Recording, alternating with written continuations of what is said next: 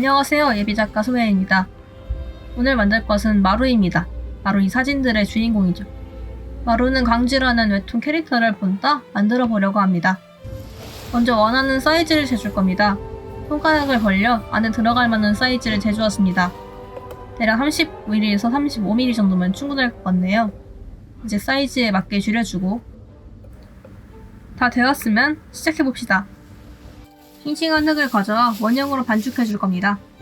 갓 뽑아낸 흙처럼 싱싱하지 않아서 몇 번 두드려주고 시작해주겠습니다.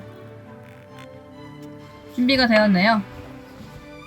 이제 이 녀석을 잘라주고 펴준 뒤에 원형술로 잘라줄 겁니다. 만들 것은 두 종류의 마루이기 때문에 틀을 2번 찍어서 원형을 2개 만들었습니다. 남은 흙은 요긴하게 사용할 예정입니다. 너무 딱딱한 원형은 원하지 않아서 모서리를 둥글게 만들어 주었습니다.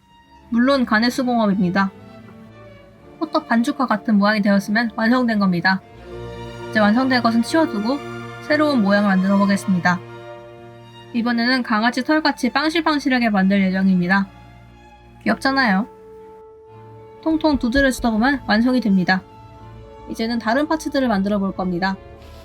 바로 귀와 손입니다. 만들 때는 떼고 남은 흙들을 사용할 겁니다. 유기하게 사용하기 위해 한번 모아놔봤습니다. 이대로 사용하고 싶지만 무게지고 접혀져서 사용할 수 없습니다. 작게 잘라서 통통 두드려주고 모양 틀어지고 귀를 만들어줄 겁니다. 귀는 2짝이기 때문에 원형을 2번 찍어서 2귀를 만들어 주었습니다. 사람 마루에게는 버리겠네요. 자르고 붙이고 다듬어 줍시다. 디테일한 표현은 도구로 해주었습니다. 손가락에는 한계가 있더라고요. 한쪽을 붙이고 다른 쪽까지 붙여주면 머리카락은 완성입니다. 이제는 제일 중요한 팔을 만들 겁니다. 팔을 하는 이유는 사람 마루를 말리기 위한 퍼포먼스를 보여주기 위해서입니다. 사실 굿즈는 샀지만 팔이 없어서 아쉬웠거든요. 제가 좋아하는 취향이 조금 독특해서 찾기 어렵습니다. 팔을 다 만들었습니다. 팔이 만들어졌으니 붙여야겠죠? 붙여줍시다. 배강의 위치를 잡고서 붙이는 게 가장 안전합니다. 날려먹을 수 없잖아요. 이번 기물은 생각보다 작아서 도구를 좀 많이 이용했습니다. 너무 작은 곳엔 손가락이 안 들어가더라고요. 가장 기초적인 단계는 완성했습니다. 신나서 이리저리 들고 있네요. 어휴. 그립톡 사이즈에도 잘 맞는 것 같습니다. 이제 강아지 마루도 비슷하게 귀를 붙이고 팔을 붙여주면 끝입니다. 이렇게 말이죠. 이제 말려주고 오겠습니다. 다음날입니다.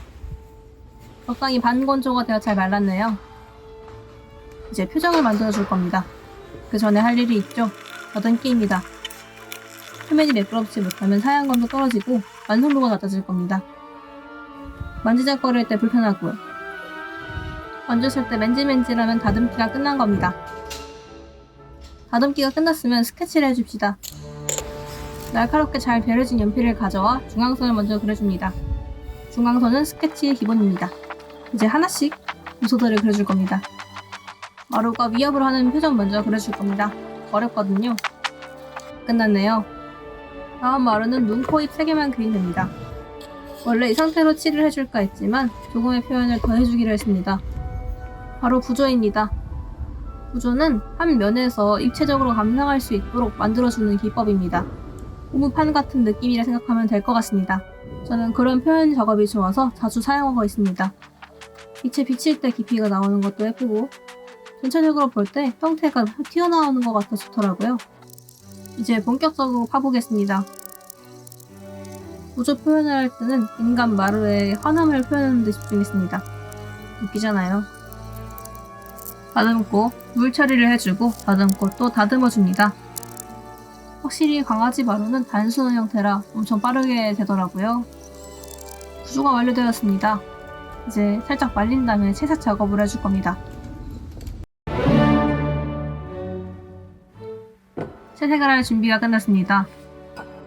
강아지이기 때문에 갈색을 제조해 줄 겁니다. 이 김을 위면 충분히 빠르게 만들 수 있을 겁니다. 채색은 주로 4가지를 사용할 겁니다. 연갈색, 진노랑, 연노랑, 갈색입니다. 여기에 일반적으로 쓰이는 흰색과 갈색도 같이 사용했습니다. 어디를 칠할지 다시 한번 확인을 해주었습니다. 단순하지만 신중하게 파악해야 합니다. 처음부터 다시 하는 건 싫습니다. 꼼꼼하게 칠을 하기 위해 자리를 조금 변경해줬습니다. 이제 본격적으로 칠하는 걸 시작해보겠습니다. 색을 먼저 섞어줄 겁니다. 위에 갈색은 너무 진하고 밑에 갈색은 너무 연합니다. 섞어서 중간색을 만들어 발라줄 겁니다. 적당히 부드러운 초코색으로 먼저 마루의 얼굴을 칠해줄 겁니다. 꼼꼼하게 다 칠해줍시다. 나중에 놓치면 슬프잖아요.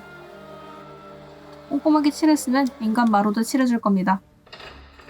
네, 녹화가 날라가서 그냥 선칠한 것만 보여드리려고 가져왔습니다.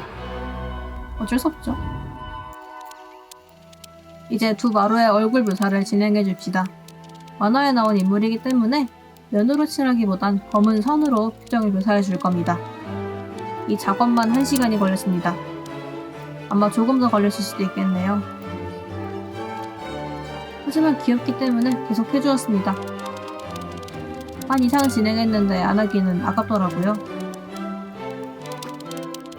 얇게 칠하기 위해서 평붓의 끝을 사용했고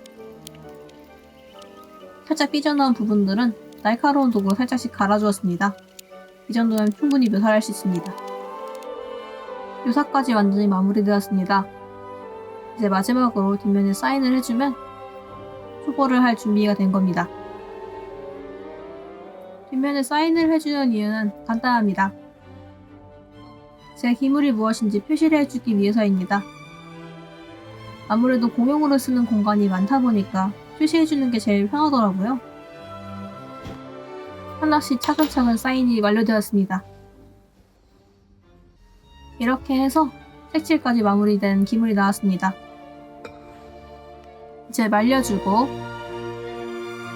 수거를 해주고 유약을 발라 재발까지 해주면 이렇게 기물이 완성됩니다. 예쁘죠? 이제 기물의 뒷면을 갈아줄 겁니다. 뒷면을 갈아야 다음 작업에 들어갈 수 있으니까요. 가장 적합한 도구인 다이아 블럭 사포입니다. 자격방이라서 꽤 곱게 갈립니다. 또 필요한 것이 있습니다. 바로 물입니다. 하는 방법은 간단합니다. 기물을 물에 담그고 손이 발이 되도록 갈아주는 겁니다. 이 과정에서 손가락에 피부가 벗길 가능성이 있으니 주의해서 작업해줘야 합니다. 작업의 가장 첫 번째는 안전입니다. 이날 실제로 살짝 손가락이 갈렸습니다. 모두 안전 작업합시다. 기물이 맨들맨들해질 때까지 갈면 이렇게 만졌을 때 살짝 매끈한 느낌이 나면서 기분이 좋습니다. 두 마루 모두 무사히 갈아졌습니다. 이제 이 녀석들의 물기를 닦고 말려주겠습니다.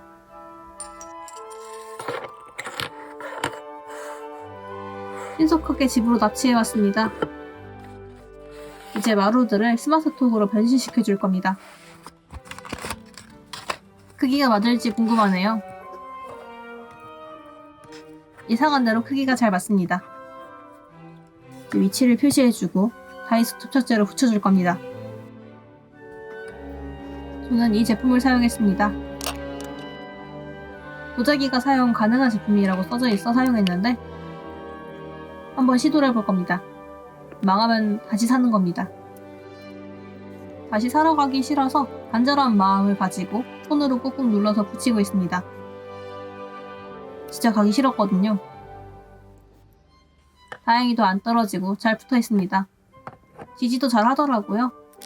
그래서 빠르게 강아지 마루도 스마트톡에 붙여주었습니다. 이렇게 마루 스마트톡이 완성되었습니다.